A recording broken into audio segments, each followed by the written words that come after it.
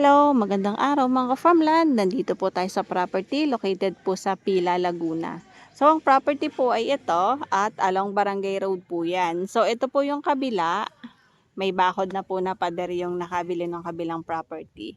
So, ayan. Ito po ay 6,203 square meter po na titled property at along po siya ng Barangay Road.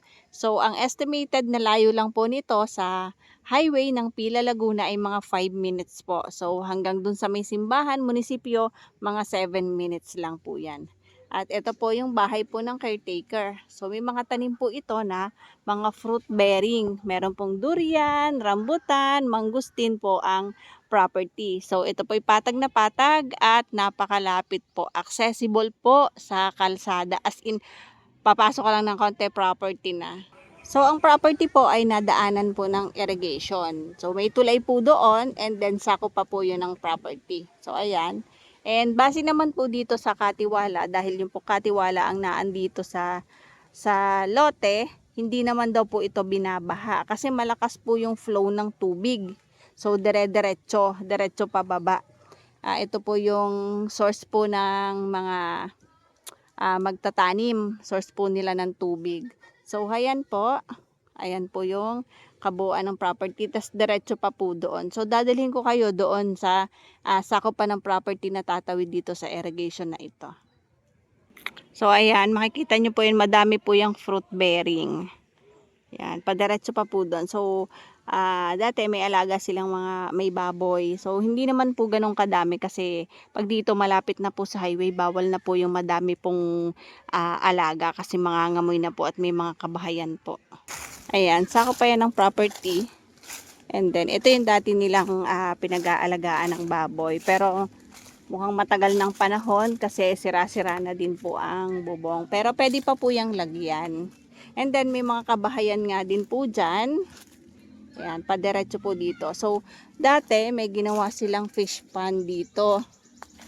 Pwedeng-pwede nga naman po kasi may source po ng tubig. Pwede pong isupply dito. Kasi ayan po yung irrigation. Pwede pong maglagay po dito ng tubig. I-water pump lang po. Diretso na po dito sa fish pond. So, ito yung dati nila ginawang fish pond. So, dito po sa mga pagitan, yung mga boundaries po ng property, may mga bakod po. Kasi may mga ibang lot owners din po dyan.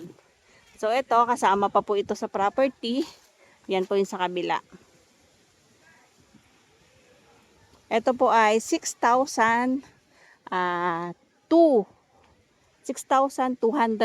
square meters po. Yan, may mga puno ng santol, ng lansones, ng saging, ng langka, ng mangustin, durian. So, sari-sari po ang prutas na nakatanim dito. At ayan nga po yung kadugtong pa po ng property. Yan po. Tatawid po dyan sa tulay. Ang ganda din po ng area doon. Ayan, dito sa side na ito mga farmland is may bakod na. Ayan, kasi ayan po yung boundaryhan. Meron pong may bahay dyan. Kanya-kanya na po. So, yung may mga bakod, boundaryhan na po ng property yan. So, may iba na pong nagmamay-ari. Ito lang po yung nasasakupan po ng 6,203 square meters po. Yan. Yan pong dating fish pond. Pwede pa naman pong buhayin yan kasi may source po ng tubig. Ito po ay malapit po sa bayan at andun lang po yung kanyang kalsada. Mamaya ipapakita ko po sa inyo yung along the road po, cemented road. Located po ito mga ka-farmland sa Pila, Laguna.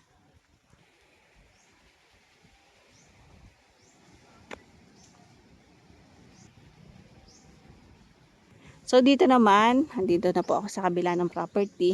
Ayan, ito nga po ay tawid pa po dito. Ito po. May bakod po yan. May pinaka nakabakod po dyan. Para po hanggang doon lang po yung kanilang property. Yun. Ayun, nakita ko na po yung bakod. Yan. Yung ugong ng sasakyan kasi along the road po. Napakalapit po sa road. So, ito po yung property. Hanggang dyan po yung boundaryhan. At ayan po yung bakod.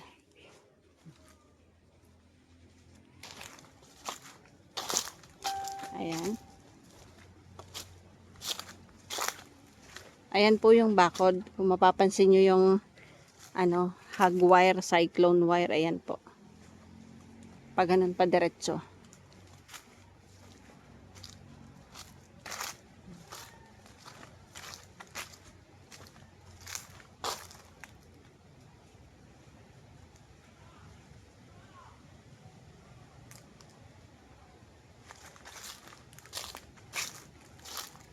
Libot po naman ang bakod. Yun nga lang po, may mga part na nasira na po. Yan. Yan po yun, bakod. Dahan-dahan lang po tayo mga farmland at masyadong malamig dito sa pwesto natin. Ay baka may nagtatago tayong mga kaibigan din eh. Yan. Yan po yung bakod. So paikot, papunta po doon.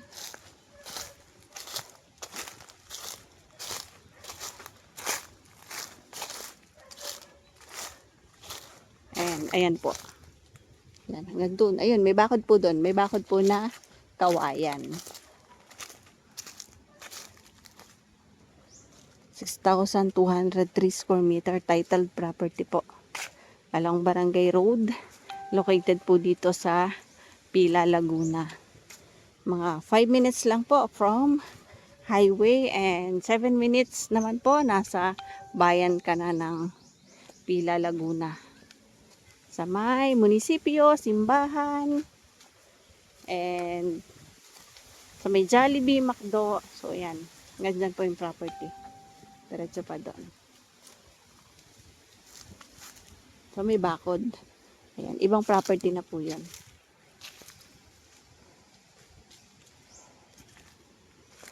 Ito po ay 3,500 pesos per square meter po. Negotiable.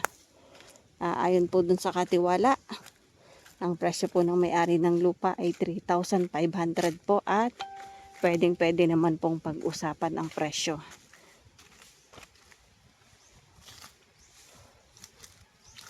Ang location po ng property, hindi po siya liblib.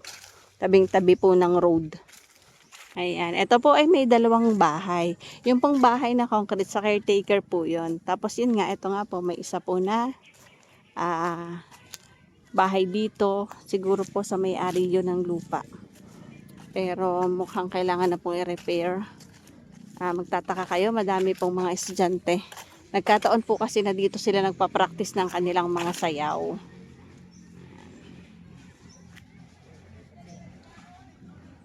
Ayan, naglipatan po yung mga yung mga estudyante kasi ayaw nilang mapasama sa video. So ayan, meron din po silang ginawang fish pond dito. Tingnan natin kung pwede pa po bang magamit or dati na siya. So ayan po yung boundaryhan. Yan po, may mga kabahayan. Tapos ayun yung kalsada. Yun lang yung road. Yan no, kitang-kita nyo naman po yung road. So ito yung dati nilang fish pond. Yan, tsaka ito. Ayun yung dati nilang bahay bakasyonan dito. Pero sa ngayon nga po, kung makikita nyo, need na po ng renovation. Ito, ayan lang yung road. Ayan o.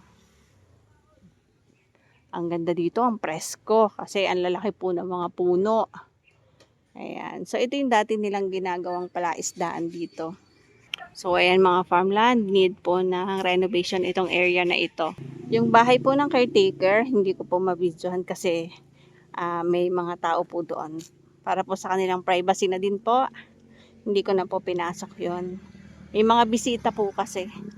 So, ayan mga farmland, yan po ang papunta po ng Liliw, Laguna. So, ang way naman na ito, papunta po yan ng Pila. So, sa may munisipyo, sa may bayan. Ito po yung property. Maganda po ma-develop itong mga farmland na resort. Kasi ayan po, accessible po, napakalapit po sa bayan. And then ayan lang po yung road, ayan lang yung kalsada. So kung i-develop nyo po, gagawing resort, ayan, may mga pwede pong paglagyan ng swimming pool, linisin lang, ayusin lang. Pwede din po itong gawaing restaurant, farm resort, pwede mga farmland. So ito po ay title property po. 6,203 square meter. Titled po ito. Along Barangay Road po. Malapit po sa bayan. 3,500 pesos po per square meter. Negotiable naman po yan. Ayan po yung entrance. Papasok po dito sa property. So mga ka-farmland, ayan po yung front ng property. At ang frontage po nito ay more or less po 70 meters frontage po ng kalsada. So ayan po yung papunta po ng bayan ng Pila Town proper. Ito naman papunta ng Liliw. 70 meters frontage po sa kalsada. Ano mga farmland? Bye bye po. See you for the next videos. God bless po sa ating lahat.